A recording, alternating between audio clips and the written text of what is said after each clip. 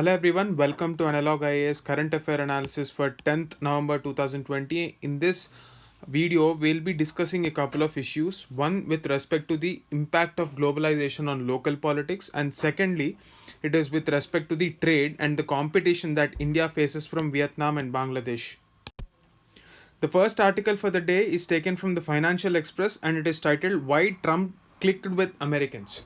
So, this is a phenomenon where we are witnessing a retreat of multilateralism. Even though the president Donald Trump has lost the election and he has to vacate the White House, the fact that he has actually garnered 7.6 million votes more than the last time brings us to the point that Trump has actually clicked with Americans, and because of the complicated election structure there, they were not able to elect Trump.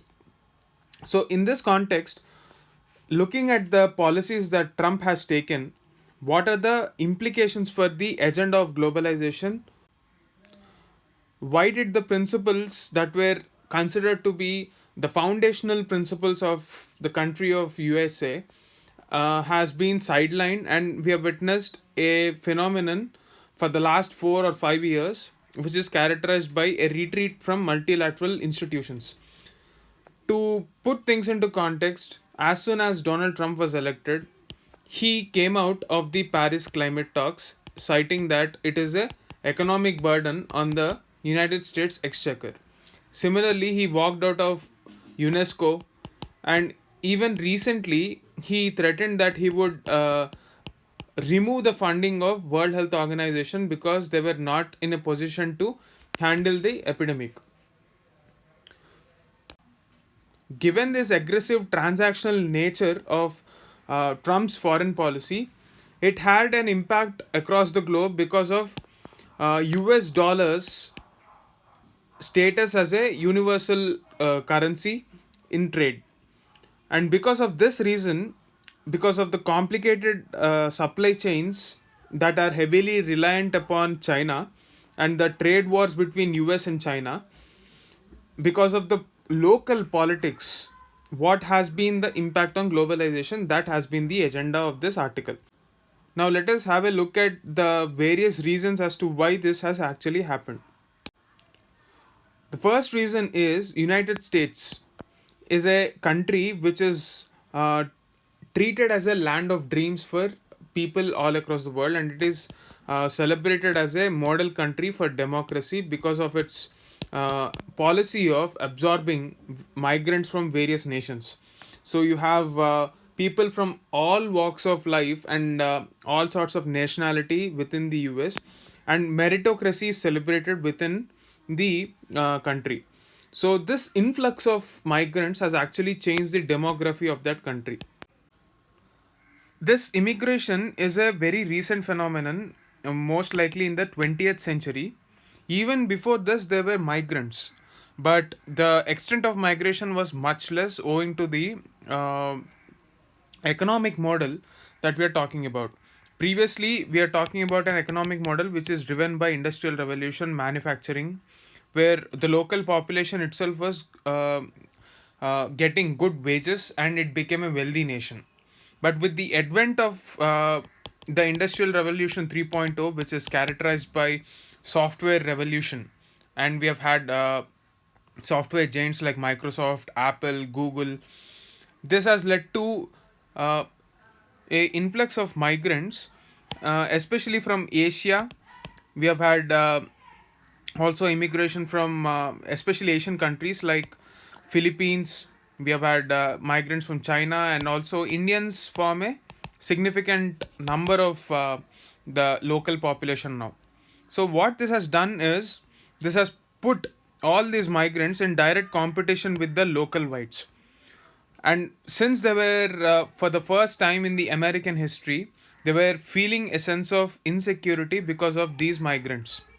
The wages have come down, their economic opportunities have come down, and because of these reasons, they have rallied behind Trump's anti migrant policy because for the first time in their entire life, they have felt that the future of their kids is at stake, and the belief that their life will be better than the life that they are having at this moment has slowly started eroding because of lack of rise in incomes. If you take a look at the world across, a similar trend is happening. Whether it is in the case of the European Union or the recent tussle that we have seen in France with respect to fundamentalists. So there is a implication that migrants will actually influence the local culture, and there is a sense of alienation and a sense of feeling that outsiders are actually impacting our culture and our way of life. So this is the reason that has resulted in this anti-globalization stance, and it had its implications in trade. If you take a look at all the nationalist governments across the world right now, the ones that are aggressively taking stance against migration, it is because of this very reason. The inability of our country to ensure livelihoods for its local population, and a sense of competition that is arising out of a fear that outsiders will take away their jobs. If you take example of GS1 society syllabus, and you can link it to regionalism, even the sons of soil theory that you actually see is a part of this phenomenon only. Why do we see a 100% reservation in local jobs? There are various states like Haryana, Karnataka, Andhra Pradesh which have proposed legislations reserving jobs for locals. So all this has something to do with the nature of our demographic growth. You have to understand that our resources are very limited, but the utilization of resources is much more than the ability of these resources to get replenished. Even when we're talking about renewable energy, water resources are renewable, but we have seen that we are excessively using water, and this is not sustainable.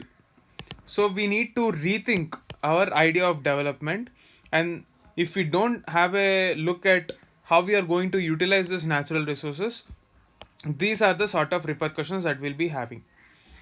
That is the gist of this article. Ever since the pandemic has struck the world and China's situation has significantly changed as the major link in the global supply chains, there has been a lot of talk that India should actually leverage this situation. But when we're talking about global supply chains, we have competitors in the form of Bangladesh and Vietnam. If we take a look at the trade volume that has been occurring with respect to Vietnam and Bangladesh, especially Vietnam, there has been a whopping 240% increase in trade with respect to the trade that is coming out of Vietnam. So, what is the reason? Even though the article is very elaborately explaining, one of the major component of growth has been this net trade, but it has its own problems because if there is a disruption in exports or international trade, our country's economic growth will be severely affected. Does it mean to say that we are not supposed to trade? That would be a far-fetching statement which is completely false. So what we are actually implying is we have to understand the best models both from Vietnam and Bangladesh and implement it in our country to compete with them. That has been the agenda of this article. Now, when we're talking about Vietnam, the reason why they were able to trade so well is because of ignoring the local domestic demands. Like, say, for example, Vietnam is a single party rule. So, if there are any concerns raised by local voices, they can ignore these domestic voices. So they can cut down on the labor costs. They can make taxation very cheap. Imagine these sort of measures being taken up in India. If the taxes are reduced, the opposition will accuse the government of being a crony capitalist. And if it reduces the labor laws, compliance norms, it would be accused of being pro capitalist and ignoring the labor costs. So, irrespective of the government that is in power, it would be very difficult to pull pull off what China, Vietnam, and other communist nations have actually done. Similarly, when we are talking about Bangladesh, the reason why Bangladesh was able to do so well was because of its structural reforms, and it focused on those areas where volume as well as cheap exports is their forte. For example, textiles. Previously, China was the leader with respect to textiles, but later a significant aspect of that was taken away by Bangladesh, and because it belonged to a category called least developed countries, it had certain preferential treatment to pull them out of poverty. A few years down the line, Bangladesh would be losing out on this status, and India will have a good opportunity. But if we have to learn from the experience that was emulated in Bangladesh, it is this fact. When we compare with our larger firms with those that in Bangladesh larger firms had much more policy support from the government, and they were encouraged with respect to marketing or making them big enough to become competitive in export sector. So even the economic survey of 2018-19 spoke about how a lot of our companies are remaining as dwarfs. That is, they're not growing beyond a point of time and beyond a particular threshold of revenue because of the fear of compliance of labor norms, etc., which makes them very difficult to follow. So we have to give these sort of companies enough policy support to make them grow. Unless and until we let the companies grow and attain economies of scale, they cannot generate the kind of revenue and the kind of economic growth that our country is envisioning. So this should be the focus for our country, both from Vietnam and Bangladesh. So the author concludes saying that we have to focus on R&D. We have to reduce the cost of business. That is by focusing on ease of doing business, not just for the sake of an index, but on ground reality. We have to cooperate with the states, and the states should also cooperate with the center to arrive at a consensus to ensure that a spirit of cooperative federalism is assured for economic growth. That is the gist of this article.